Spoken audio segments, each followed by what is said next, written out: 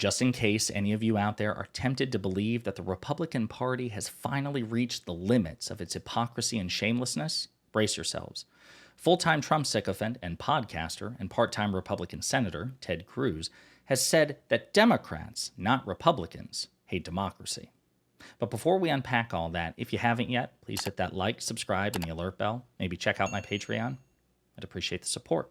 All right, folks, it's been a minute, I feel like, since we've talked about Ted Cruz, mostly because he really doesn't take his on-paper official job as one of the Republican senators of Texas very seriously. He's much more concerned with the verdict.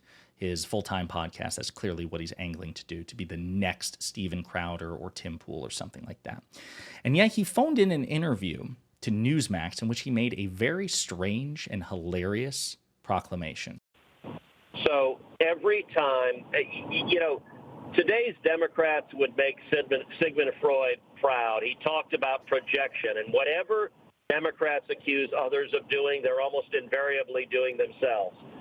Every single time Democrats use a phrase like save democracy, what they really mean is elect Democrats. In their view, anything that elects Republicans is an attack on democracy, and anything that ensures that Democrats stay in power is saving democracy. That includes whether or not it's voter fraud, whether or not they're canceling debates, whether or not they're refusing to participate, anything. I got to interrupt there before I forget. So we'll address the voter fraud thing at the very end, but canceling debates? Donald Trump, the man that Ted Cruz worships, does not participate in any debates and wants to cancel the debates. But there again, that just goes to show his hypocrisy.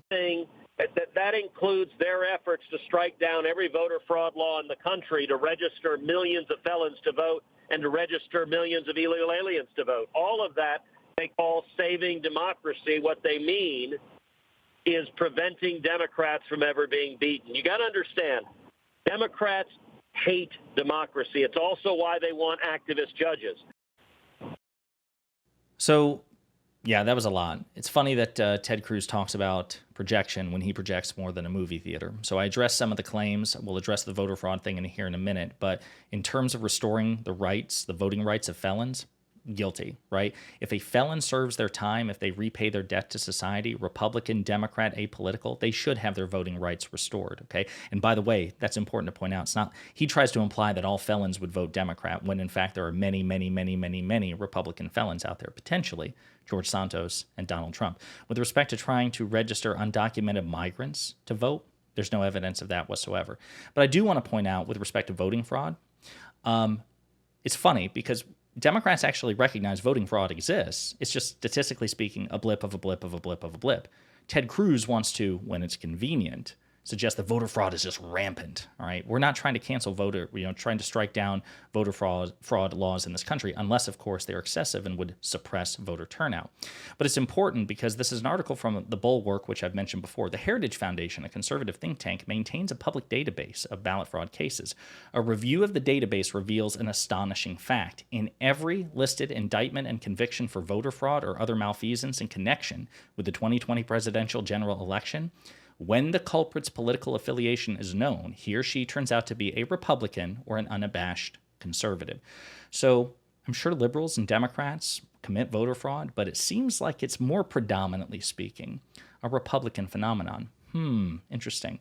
Now, with respect to Ted Cruz and democracy, his personal record, I just want to remind you, with respect to the 2020 election, it was a free and fair election. Democracy spoke, and democracy elected Joe Biden. Joe Biden won the Electoral College. Joe Biden won the popular vote by 7 million votes.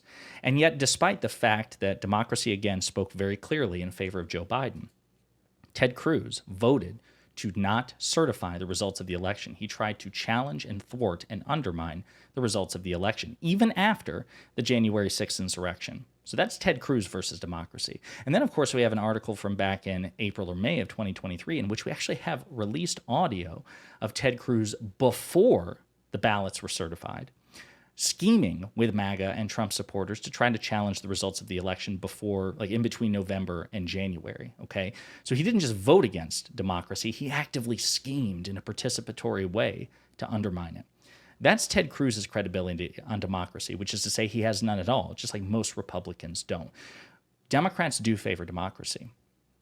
And one of the reasons that we favor democracy, if we're just being completely candid, is because we're actually confident that we can compete in democracy. It's one of the reasons that we are loyal Democrats, small d Democrats, because we are confident in our ability to win elections in a free and fair system.